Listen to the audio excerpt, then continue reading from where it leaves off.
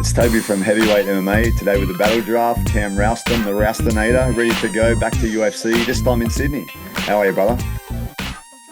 Good. Yeah, feeling really good.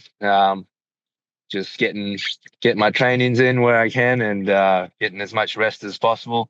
Super excited to fight in front of my home crowd and only my second UFC fight. I don't think many other fighters really get this opportunity, so I'm pretty grateful for it. Yeah, how sick is it, man? Like within less than a year, you will have fought contender KO, UFC KO, and then upcoming fight in Sydney, in your hometown, in UFC. That's amazing. Like doing Perth and Sydney in the same sort of first few fights is awesome for you. Yeah, I mean, a lot of guys have dreams of like going and fighting in overseas in like big stadiums and arenas and stuff, but I mean, mine is just to fight in Australia, so all my mates can come and watch, so they don't have to fork out tens of thousands of dollars to go and watch me fight. So this is perfect. I love this. Speaking of tens of thousands of dollars, bro, I got a couple of tickets the other day for me and a mate, and you pretty much do have to pay tens of thousands of dollars to get a ticket. It cost me $1,000 a ticket, so that wasn't even up the front. It's like halfway up the stadium, so they're pretty pricey, yeah. Yeah. Yeah. I remember I went to the Strickland Adesanya fight. I bought tickets for that, and that was quite dear as well. And I did end up watching the screen most of the time as well. Yeah, that's the thing. It's a debate, right? Like you want to be there to witness something in the flesh. Like I want to see you guys fight there. I'm coming as well, but just the thing is, you actually get a much better view when you're in the pub or at home or on your phone. But it is what it is. You get the atmosphere, and it's pretty funny in Australia actually because there's a lot of larrikins, a lot of people talking shit in the crowd, and that's kind of funny. Yeah. I'm sure you'll hear my mates in the crowd there yelling some absolute crude shit out, just the worst you've ever heard. Hey, the funny thing was last one of the UFCs I went to was in Macau. It was just the fight night, and Peter Yan was fighting, and he had this massive crew in front of me, like a massive crew, all wearing the shirts. And behind me there were some louts, and one of them threw some popcorn at these guys, and it's a pack of Russian guys. So the rest of the fight, these Russian guys are threatening to jump this guy who's behind me, and we're like in the middle of it. It's fucked. We thought we were gonna be fucked. He was taking photos of him. They were getting ready to bash him. Oh shit. Yeah, you don't want to be in the middle of that. Peter Yan's crew are pretty staunch, man. Yeah, bro. So you're coming into the fight against Cody Brundage, UFC 325. It's on the first of February. What are your feelings for him, bro, as an opponent? Um, pretty pretty good feelings about it. Like I like the matchup, but every fight in the UFC is super tough. Like these guys in there, they don't just roll over and quit. There's so much money that they that they get paid. So I know it's going to be a fight where I really got to put it on him to win. He's not. This is not an easy fight. Cody Brundage. Like if you look at the people that he's fought and the people that he's beat and he's lost to, like he's lost to some of the best fighters out there. So he's tough for sure. Yeah, and I would say he's pretty athletically gifted too. You can see his movements. He's kind of sharp and fast and that, like he can do those nice jumping knees and whatever. He's a pretty explosive guy when he wants to be. Yeah. Yeah, that was one thing I noticed on a lot of his tape. Like carries that athleticism like quite deep into the fight as well. So yeah, I'm well prepared for that. Yeah, bro. And AI is understands. So I just looked it up. I'm interested in what AI is taking. Oh, is it because they kind of it scans everything, right? It says Rowston is the clear favorite to win via knockout or decision by leveraging his striking power, 6-inch reach advantage, and home crowd energy in Australia. Sounds pretty good. Is that what AI said? Home That's what crowd energy. that's what Grok said. Yeah, yeah. Oh wow, Yeah, that's pretty good. hey, one other good thing for you guys is the big crew going over, man. You've obviously got a few boys leading up in the training with you together. Dan Hooker, Aaron Toe, Lawrence Louis, Rong Ju, if I think he's still there, and then Volk as part of your team as well. How does that feel, man? It must be good, like to have the big crew ready and then going over together, potentially, vibing together and all that. Oh, I love that. I love like a whole big group of us going over, a big war party going over for a raid.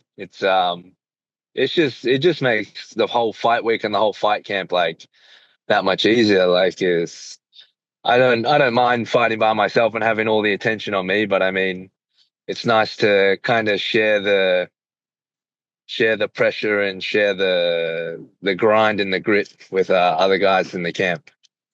Yeah, bro, and it's good that to see Lawrence and Aaron have their shot at actually joining you in the UFC too, and to get to just be a part of a proper UFC event is pretty cool for them as well. Yeah, well, I'm super pumped to watch their fights. That's yeah, I can't wait for them to win and enjoy me in the UFC, and we'll have a big celebration afterwards in Sydney. It's gonna be awesome. On that, bro, obviously you're from Sydney. Are you going to plan to have a little bit of time over there afterwards, hang out with the family and friends? Yeah, yeah, I've planned a few weeks to kind of relax and rewind or unwind, sorry, in Sydney afterwards, and maybe do a few seminars as well over at some of the gyms in Sydney. Like I've trained at a few gyms over in Sydney, and I would love to go back and show them some stuff and just kind of like reconnect and catch up with a lot of the guys I used to train with who I haven't seen for many, many years. Yeah, sounds like a good idea, man. So 2025 and then leading into early 2026, how's it all feel for you, man? It must feel pretty good, right? Oh, it's yeah, like where I was a year ago compared to now, I just feels a lot better. Feel like it was a grind. It was hard, but it was definitely well worth it for sure. Like I'm a full-time professional athlete now. I don't have to worry about kind of like living week to week and what I'm going to do in the week to make ends meet. So it's actually very nice now to solely focus on just the next training, the recovery, all that stuff. It's fantastic. How are you doing, like leveraging that, man, now being in the UFC? Any chances for more sponsorship? And like you mentioned about seminars and that sort of thing, is that getting better for you as well? Yeah, definitely. That's I've had a few people reach out and they've started to help me. I have I have a few good connections over in Australia as well through just like people I've met along my martial arts journey and stuff like that. And the seminars, the seminars for sure are very good for me because I come from such a great gym and it's very.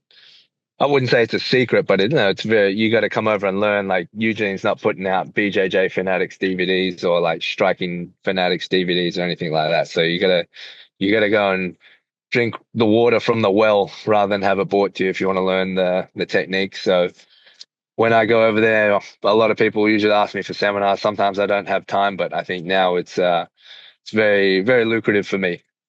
Yeah, man, that's good. That's good. Any chance you'll be back over to Hong Kong at some stage, bro? Yeah, for sure, definitely. Me, I might get the big Cobber Anderson over there. We'll run amok in Hong Kong and possibly Shanghai as well. Sick, bro. And make sure you have a keep one night free to come over to Macau, bro. I'll take care of you guys. Oh yeah, yeah, we will.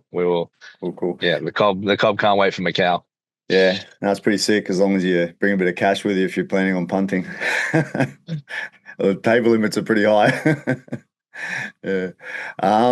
Bro, so looking ahead, everyone's probably going to ask you that, but I haven't seen too many interviews with you yet. I guess you'll get more leading up to the event, 2026. You're going to be planning on taking out Brundage. Let's see you do some wrestling for a change, bro. You can't just knock out everyone. You come from a nice grappling background. I want to see some calf slices, some berimbolos, whatever. Oh, I just can't resist the knockout. If it's there, it's there. It's a little bit harder to get your hands on someone.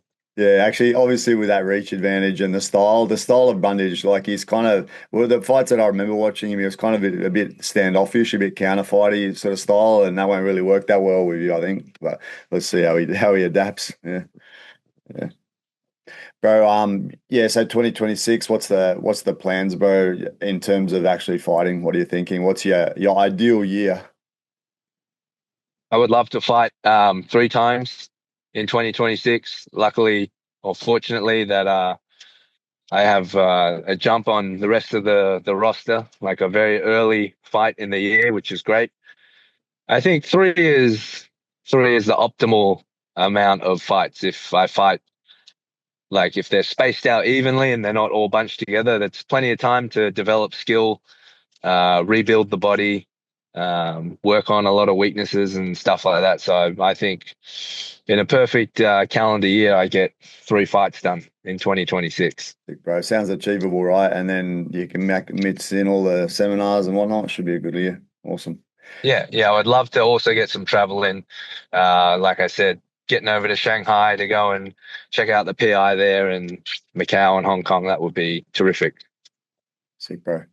Yeah, man, thanks again for your time. Appreciate it and look forward to seeing you live, kicking some ass in Sydney, bro. All right, thanks, Toby. Thanks for having me. Cool. Cheers, bro. Thank you.